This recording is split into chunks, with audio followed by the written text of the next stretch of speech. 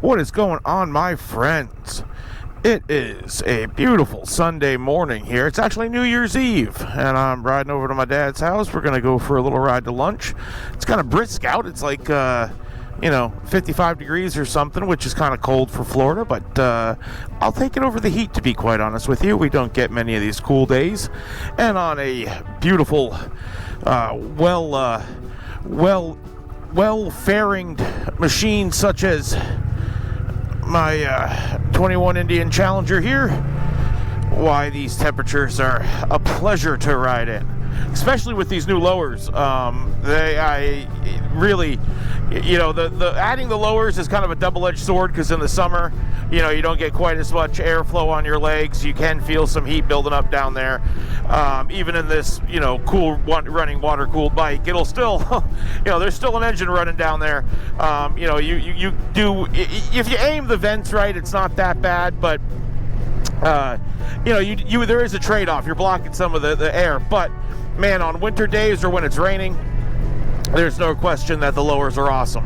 A day like today on my, riding around on my Rocket or, any naked bike, you'd be a lot more worried about, wind, a lot more bundled up.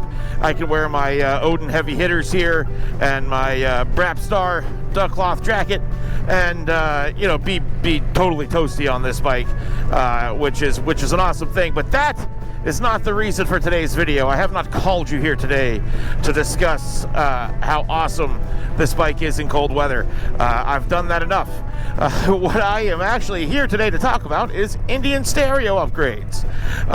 There has been some updates recently, both in the Indian lineup and how and what they offer, as well as on my own bike here. I actually just recently did the Powerband upgrade, and I want to talk about that and, both how I did it, what I did, and how I feel about it.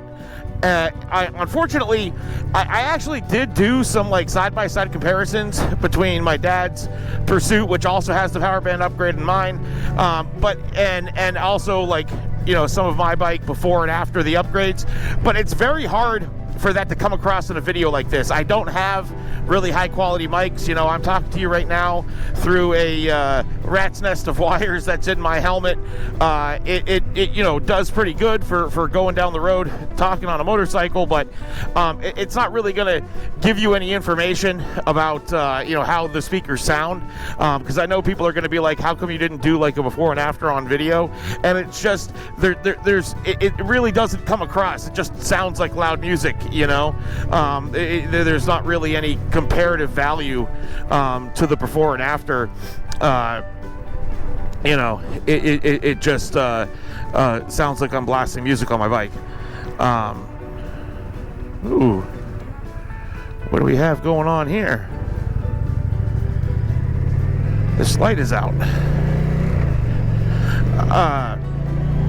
But so I really can only just kind of talk about how I feel. And also, I'm not an audio professional. I don't know shit about fuck when it comes to audio stuff. I'm a half-deaf biker. I can't come at you with, decibel values or, what hertz the bass is getting to or anything like that. I can only say, how I feel about it. So that's why I'm not doing any kind of side-by-sides. I just don't really have a way to do it. But I kind of want to explain, because I read on the Facebook groups, for Indians, and baggers, Pursuits and Challengers, and even, the other ones. And it seems like a lot of people don't really understand how the Powerband upgrades work and what comes on what bike. Whether you buy your bike used or you buy your bike from a dealer that's not very informative. Just some people don't really get how what bike has what speakers and what the upgrades are. So I kind of want to flesh all that out and then explain what the updates are, and then kind of where I went. So if you have an Indian Challenger baseline, your bike came with 5 1/4 50-watt speakers. The Indian, and that's kind of the baseline Indian stereo on a lot of bikes. Indian has made these screens. I've gone over the Ride Command many times. The Ride, it's a it's an infotainment screen. So it's, your navigation, your bike information, and your stereo.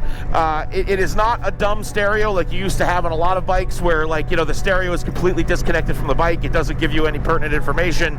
It's not giving you air or oil or voltage or anything like that.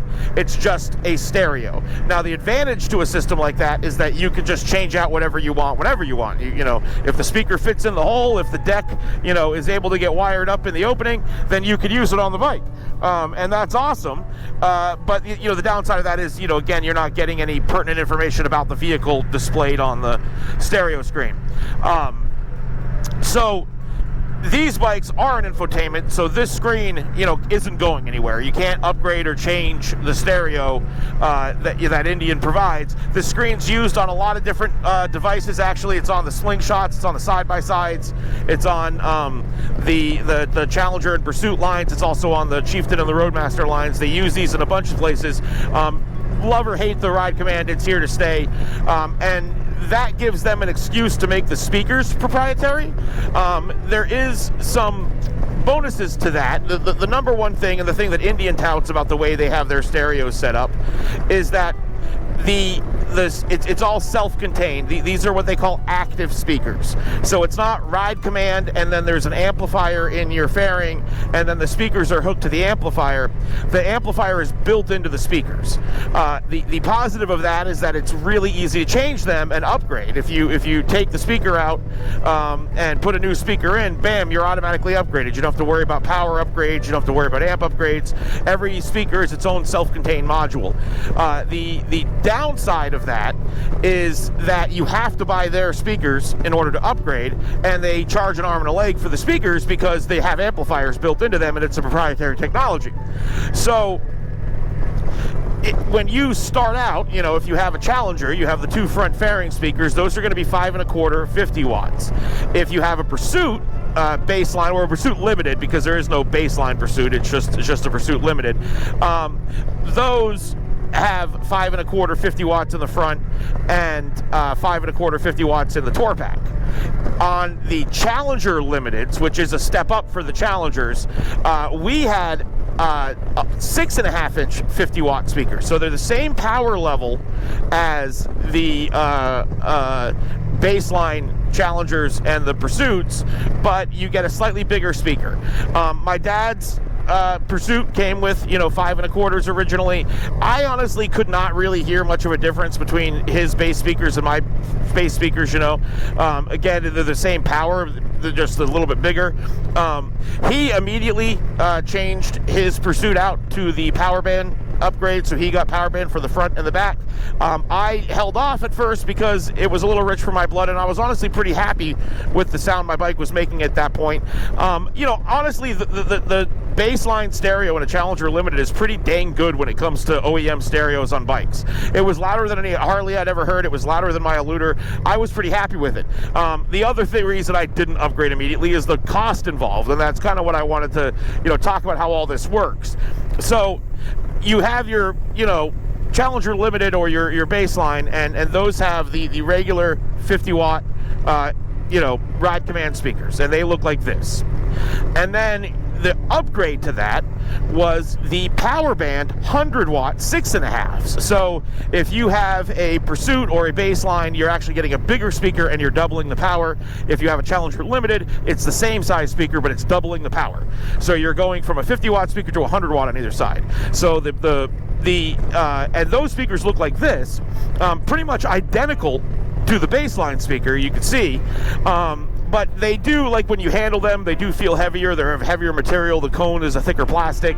The battery or the magnet on the back is bigger. And obviously they have a chip in them that lets the Ride Command module in your fairing know to give them more power. They get 30% more like juice power, from the module. Radio on 87.5. Wow, that is very bizarre, Ardo. Nobody told you to do that.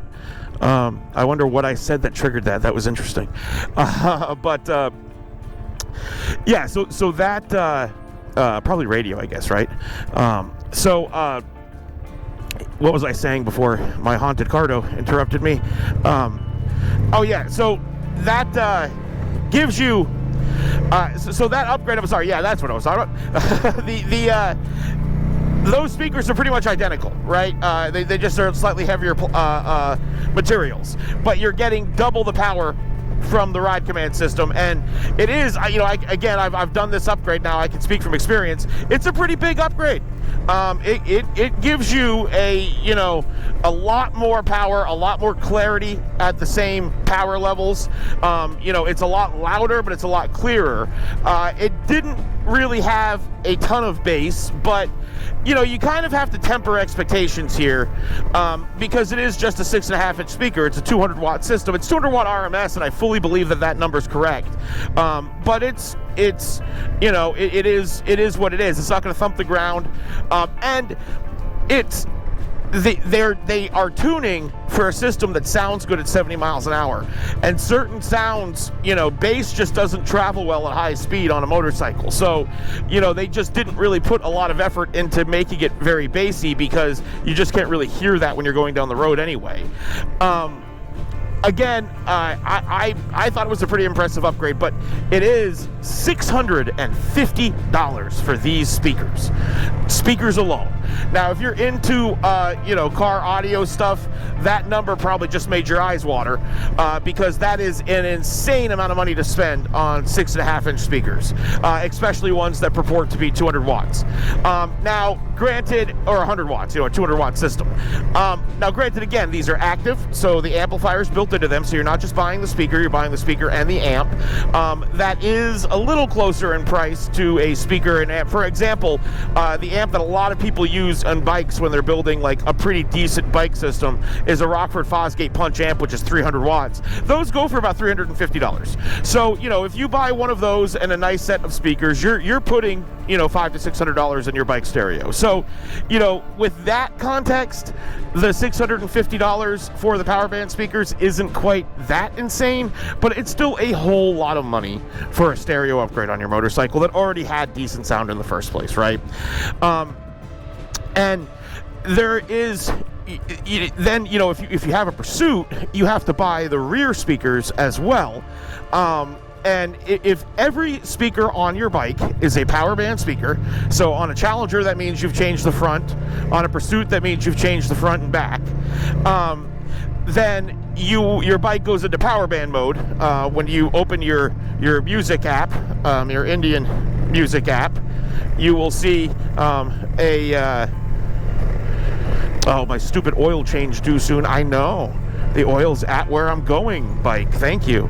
The Powerband audio logo is over the music sign, and you also have a 9-band equalizer in the bike instead of a 5-band. So the if you don't have Powerband, you have a 5-band equalizer. If you have Powerband, you have a 9-band equalizer, and it will say Powerband on the stereo, and that's how you know you're getting the extra juice to your speakers. So if you have a Pursuit, they force you to upgrade all 4, and that's $650 for the front speakers and like $550 for the rear ones. And then if you really want to go crazy, you have the ability, like in these lowers, you can buy speaker mounts and put speakers in those, and you can also put speakers in your saddlebag lids. So, if you have the full Powerband upgrade on a Pursuit, you're looking at an 8-speaker, 800-watt system. If you have,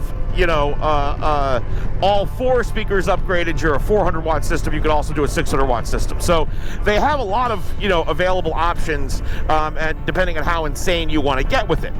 Well, now, then comes the 2024 lineup, and Indian decides to shake things up a bit. One thing they do is, it used to be that you had Pursuit and Pursuit Premiums. They got rid of the Pursuit Premium and basically just made the baseline Pursuit have all the premium features and raised the base price of the Pursuit. So it used to be that, you could get a Pursuit Limited for, around $31,000 or $32,000. Now the cheapest Pursuit is $35,000, but it has the electronic suspension, it has the lean angle ABS, and it has the lights and cubbies in the lowers, which is just like, it wasn't an option before. There was an option before, but it was an upgraded option. Now it is the baseline default Pursuit. The other thing they did is now the bump up is to have Powerband audio installed from the factory. So, it used to be that no matter what, even if you were buying the bike and knew that you were going to want to upgrade the speakers, you had to buy the bike and then buy the speakers and pay, to get it all swapped out. Or swap it out yourself, which is what I did. It's very, very easy to do. But either way, you were left with takeout 50-watt speakers that you didn't need, and you had to go through the trouble of doing all that. Now you can buy the speakers buy the bike from the factory with the speakers pre-installed, just paying the price difference. Honestly, it's kind of lame because you don't get the takeout speakers, but I guess that was just a bunch of e-waste anyway, right? Because why would anybody want those old 50 watts that if you have the bike, they go and you have them. To kind of celebrate this change, they also released a new generation of Powerband speakers, and they look like this. So there's the old ones, there's the new ones. You can see they updated the grille, and now you could get them if you really want to embrace your flea market chic. You could get them with white underglow, which costs $50 more, so that's a $700 speaker right there. And they have white underglow on them, or you can get them without the underglow for the same price as the old Powerbands, which is $650. But they are listing these speakers as with saying they have something called bass boost. So they're now Powerband with bass boost, which would imply, and I think this is a reason a lot of people are confused, but what this is, it implies that it's something that it has to do with the speaker, which it's not. So what bass boost is it's something that comes stock on the 2024 bikes and something that can be added to the old bikes whether or not you have the new speakers. The bass boost tune, it's actually a calibration card that you have to buy from Indian. It's $130. You can have it sent to the dealer for free, or you can have it sent to your house, but you have to go to a dealer to get it flashed. They need to use their digital wrench software. They plug it in, they type in the calibration code, and it flashes this firmware to your bike. It actually changes, it's kind of changing the default EQ, but there's some sound engineering involved from what I understand, and essentially it makes your bike have better bass response. It makes it bassier when you're stopped, and then as you go it kind of turns the bass down a little bit, but it's so because it matters less as you're rolling, but it actually does make a difference, and this is something I did as well, but basically it is a firmware flash that you have to pay for if you have a bike that's older than 2024. A 2024 bike will automatically have this in its firmware. You plug in any of the Powerband speakers and you're going to have the bass boost. And this is actually, there was a lot of back and forth over whether you needed to buy the new speakers, whether the new speakers made a difference. I decided to email Indian directly, not through any special contact. I just went to the contact form of their website and typed in the question, and they responded to me. I asked if you had the first gen bass, Powerbands, is there any difference between the first and second gen? Is the bass boost all that matters? And this is their response. And you can see they absolutely said it clear as day. The first gen Powerbands and the second gen Powerbands sound exactly the same if you have the bass boost tune, and the bass boost tune is something that's tied to the bikes, right? So, reviewing all this, looking into it, I actually went to the Indian website and I noticed that, again, it kind of makes sense that the new gen Powerbands exist now. The old gen Powerbands are essentially the same speaker, and they're the same price. So what they've done is they've discounted the first gen Powerbands. So you can't really see it on the site when you just go to the page and click on them, but it actually shows up in the cart. The first gen Powerbands are $100 off right now, and then Indian normally does their holiday sale. Well, they normally do this sale on the website. They're calling it a holiday sale right now, but they've actually been doing it for months. Is if you spend $100, you get $20 off. If you spend if you spend $100, you get $20 off. If you spend $250, you get if you spend $500, you get $50 off. And if you spend over $650 or $750, you get $150 off. But so if you buy these Powerband speakers, you get $100 off for the fact of the first gen, and then you get $50 off for that sale. So you can actually buy the first gen Powerbands for not $650 but $500 right now, and those are functionally the same speakers as the new ones. And if you have an older bike, you need to buy the $130 bass boost card if you want to get the best sound. Well, if you buy that on the site separately from the speakers, you get $20 off of that. So that will make that card $110. So all told, you can get the first gen speakers and the bass boost tune for around $620, and then you have to pay for the install. So you're actually paying, $30 less than, what the list price of the new speakers are, and you have the bass boost tune, right? So you basically are getting the same deal the guys on the 24 are, and you're getting the best sound possible with two speakers anyway.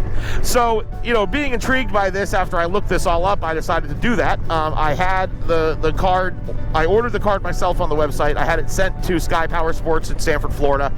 I went over and spoke to their service department. They were able to slide me right in to get it flashed. They charged me for 30 minutes of shop time. It only took them about 10 minutes, but what can you do? And I was honestly pretty thankful because it was like 5:30 on an afternoon, and they really just slotted me in there and got it done. I absolutely, so, my final thoughts on the upgrade. The jump from baseline to Powerband is way bigger than any of the other jumps. I absolutely do think that was worth it. It honestly adds a shocking amount of clarity. The bass again isn't like super impressive at that point, but it's a noticeable upgrade, and in my opinion was very worth it. The upgrade to the bass boost, it is noticeable. It does add a lot more bass. The sound sounds a lot fuller. I was able to actually mess with my equalizer and get a lot more sound out of the speakers in general because I was able to turn the bass down. I actually am running an EQ that's pretty almost flat, to be honest, and I've actually got the bass turned down a little now after the bass boost, and I'm very, very happy with how my stereo sounds right now. So I will say, for having about $650 to $700 after the install in this stereo now, I do feel like that was a worthy upgrade. I am very happy for me with this stereo. Now, a lot of people, do complain that they don't think the Powerband goes far enough for the price. I honestly disagree with that assessment, but I do understand that there's people that are audiophiles that, they want the best possible sound out of their bike. Like, they want a competition quality stereo that is like shocking to hear coming out of a bike, and they're willing to spend money to get it. There is a company called Davidson Audio that is kind of the Indian audio specialists. They sell harnesses that let you wire up your own stuff to this proprietary system, and they also have deals with speaker manufacturers and amplifier makers that are, they make a system made for this bike that is, been proven by a lot of customer reviews to be very high quality and really awesome. They do run about $2,000 for their baseline package, but I think that gets you saddlebag speakers as well. But they are, that is an awesome product that I haven't personally tried, but enough people that I trust have told me it's awesome that I believe it. And so, that I do want to make clear that is kind of the premium audio option, among Indian enthusiasts. That's who people go to when they want a really badass stereo. The Powerband option is is more affordable, and to me is, like I said, I'm not an audiophile. I am over the moon with how my stereo sounds on my bike now. So I just, again, kind of wanted to talk through those options and explain, where my head was at. I think this deal's still available as I upload this video too. So like, if you have a baseline Challenger and want to upgrade your speakers on the cheap, I think even a baseline Pursuit, because I think even the rear first gens are on sale and available right now. You can get $100 off the speakers. It's still a very big upgrade. Again, there is no functional difference between the old and the new speakers, except for on the new bike you get the bass boost tune automatically. So anybody with an older bike, there's really no reason for you to go after those newer speakers unless you really want the underglow and don't mind paying for it, as long as these first gen ones that are $100 off are still available.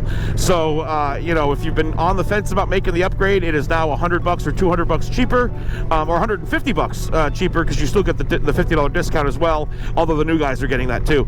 But yeah, now is probably the time. I do think it was a worthy upgrade. If you have any questions, feel free to hit me up. And as always, guys, keep your heads up out there. Ride safe.